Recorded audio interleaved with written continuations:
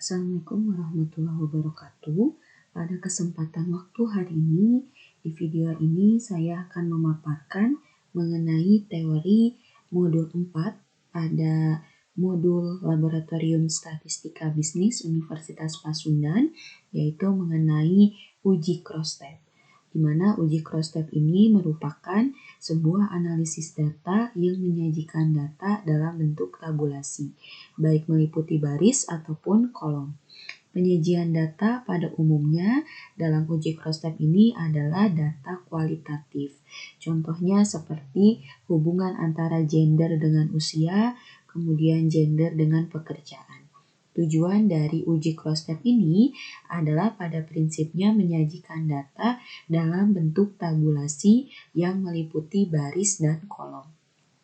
Biasanya data yang digunakan untuk penyajian cross-tab adalah data kualitatif, khususnya yang berskala nominal. Nah, di sini untuk memulai pengujian uji cross-tab, kita menggunakan data karyawan yang sudah kita input pada pertemuan pertama. Di sini untuk memulai uji cross-tab kita masih menggunakan menu bar analyze. Di sini kita pilih menu bar analyze. Kemudian kita pilih deskriptif statistik. Kemudian di sini ada cross-tab, kita pilih uji cross-tab. Selanjutnya di sini kita pilih variabel mana yang akan kita uji, yang akan kita olah datanya. Biasanya uji cross-tab ini bisa kita gunakan atau sering kita gunakan penerapannya itu di bidang SDM atau di bidang sumber daya manusia. Saat kita menjadi seorang HRD, kita bisa mengklasifikasikan, mengkategorikan setiap indikator penilaian itu dari bermacam-macam atau beraneka ragam divisi yang ada di dalam perusahaan. Nah, di sini misalkan kita akan meneliti variabel bidang kerja, kita masukkan pada kotak rows di sini. Kemudian misalkan kita mau meneliti variabel bidang kerja dengan jenis kelamin atau gender. Kita masukkan variabel keduanya pada kotak kolom, kita masukkan pada kotak kolom menggunakan tanda panah yang tengah. Kemudian di sini kita klik OK. Nanti secara otomatis akan muncul hasil output dari pengujian cross-tab yang kita lakukan. Di sini bahwa muncul tabel cash processing summary, bahwa ada variabel bidang kerja dan jenis kelamin. Di sini validnya N-nya itu 31 karena di data yang kita input, data yang kita peroleh itu totalnya ada 31 dengan tingkat persentase validnya mencapai 100%. Kemudian missingnya pun 0 karena tidak ada kehilangan data. Kemudian di sini kita bisa menganalisis bahwa pada bidang kerja yang terdiri dari administrasi, personalia, produksi, dari jenis kelamin wanita dan pria, itu terdiri untuk bidang kerja administrasi terdiri dari 11 orang wanita, pria 4 orang. Dengan total divisi administrasi itu ada 15 orang. Kemudian untuk personalia itu tidak ada perempuan. Untuk pria terdiri dari 8 orang, jadi total bidang kerja personalia itu hanya 8 orang dan hanya ada pria saja. Kemudian untuk bidang kerja produksi itu wanitanya hanya 1 orang, laki-laki atau prianya itu ada 7 orang. Jadi total untuk bidang kerja produksi itu ada 8 orang. Dengan total keseluruhan jenis wanita pada perusahaan tersebut itu ada 12 orang, pria ada 19 orang. Total keseluruhannya itu ada 31 orang. Nanti biasanya dalam pelaporan hasil kerja atau misalkan kita dalam mencantumkan di tugas akhir atau deskripsi kita, saat kita sudah melakukan uji cross-tab, kita paparkan hasil analisisnya.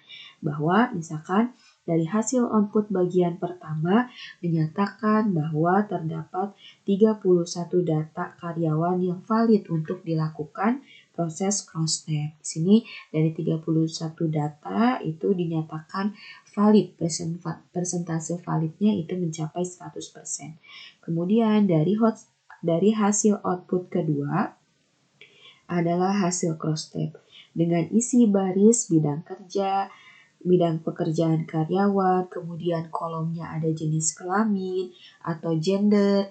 Dari cross step itu tampak bahwa karyawan pria lebih banyak dari karyawan wanita, yaitu 19 berbanding 12. Dan karyawan paling banyak bekerja itu pada bidang administrasi, kemudian yang paling sedikit itu di bagian produksi. Untuk wanita hanya ada 1 orang. Kita bisa memaparkan hasil analisis dari informasi uji cross step yang kita peroleh. Kemudian uji cross step ini kita baru membuat 2 variabel, meneliti 2 variabel. Pada uji cross step kita bisa melakukan pengujian pada 4 variabel. Misalkan contohnya kita akan menambahkan bidang pekerjaan, status karyawan dengan pendidikan karyawan. Kita bisa masuk pada menu bar analyze. Langkah pertama masih sama, analyze. Kemudian kita pilih deskriptif statistik. Kemudian kita pilih cross step. Di sini misalkan kita mau karena kita tadi 2 variabel, kemudian kita sekarang mau 4 variabel, kita mau menambahkan status dengan pendidikan karyawan. Di sini kita tinggal klik status karyawan, kemudian kita pindahkan menggunakan tanda panah yang ketiga, kita masukkan. Nanti di sini layer 1 of 1 akan aktif, kemudian variabel ketiga status karyawan akan masuk pada kotak layer 1 of 1, kemudian ini baru 3 variabel. Untuk memasukkan variabel keempat, kita klik next. Kemudian kita masukkan variabel keempat yaitu pendidikan. Kita masukkan menggunakan tanda panah. Setelah itu di sini layer 1 of 1-nya akan berganti menjadi layer 2 of 2. Kemudian kalau misalkan kita mau menyertakan pula diagram batang atau penyajiannya, kita mau menyertakan diagram batangnya, kita tinggal mengaktifkan display cluster bar chart, kemudian yang Sapris Tables kita aktifkan. Setelah itu kita bisa pilih OK. Nanti secara otomatis pada hasil outputnya pun akan disertakan diagram batang dari 4 variabel yang kita teliti. Di sini kita juga bisa memperoleh dari 4 variabel yang kita teliti, bidang kerja, jenis kelamin, status karyawan, dan pendidikan mencapai tingkat valid 100%. Ini dalam penyajian diagram batangnya. Kemudian di sini yang kita perlukan adalah deskriptif dari statistiknya. Kita bisa mengaktifkan menggunakan menu bar analyze, deskriptif statistik, cross step, kemudian kita aktifkan.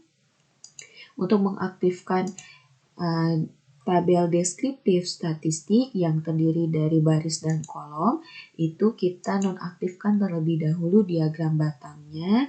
Kemudian kita klik OK. Nah, nanti di sini akan muncul tabel cross tabulation-nya atau tabel deskriptif statistiknya. Di sini kita bisa mendapatkan informasi lebih jelas, lebih rinci, kemudian sudah dikategorikan, sudah diklasifikasikan berdasarkan variabel yang kita teliti atau variabel yang sedang kita uji menggunakan uji cross step. Di sini untuk variabel pendidikan terdiri dari SMA, akademik, sarjana, dengan status karyawan yang belum menikah dan yang sudah menikah. Bidang kerjanya di sini ada administrasi, produksi, personalia dengan jenis kelamin wanita dan pria. Itu sudah diklasifikasikan. Kita bisa nanti dalam pelaporan pengujian, dalam menganalisis kita bisa menyertakan, kita bisa memaparkan hasil analisisnya, bahwa dari hasil output tampak bahwa cross step lebih kompleks dan bervariasi karena ada tambahan 2 variabel, yaitu variabel status dan pendidikan.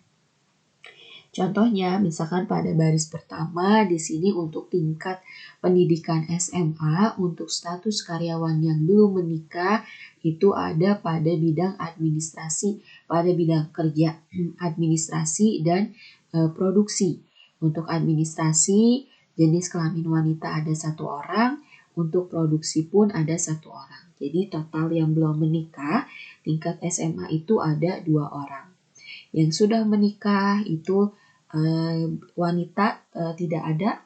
Yang sudah menikah itu pada bidang kerja personalia dan produksi itu ada 1 orang.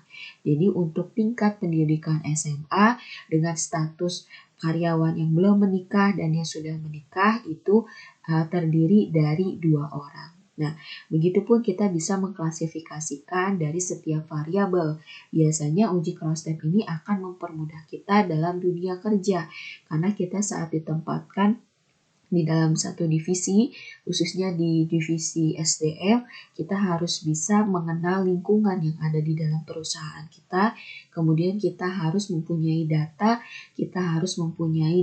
yang sesuai dengan yang ada di lapangan. Kita harus bisa mengklasifikasikan, mengkategorikan. Nah, supaya mencegah terjadinya kesalahan, kita bisa menggunakan uji cross step. Di sini ini adalah penyajian uji cross step untuk 4 variabel. Ini bisa kita gunakan dalam penerapan dalam dunia kerja. Kita juga bisa melakukan uji cross step dalam penyelesaian tugas akhir atau skripsi saat kita memilih menggunakan metode penelitian kualitatif.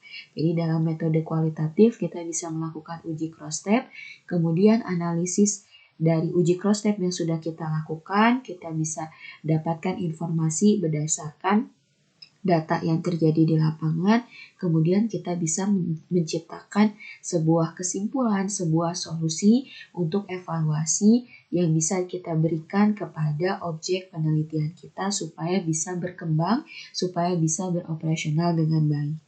Sekian penjelasan mengenai uji cross step yang dapat saya sampaikan. Mohon maaf atas kesalahan, kekurangan dalam penyampaian teori pada video ini. Saya sangat berharap saran dan komentar kalian yang menonton demi perkembangan video-video selanjutnya. Terima kasih sudah menonton video ini. Semoga bermanfaat. Wassalamualaikum warahmatullahi wabarakatuh.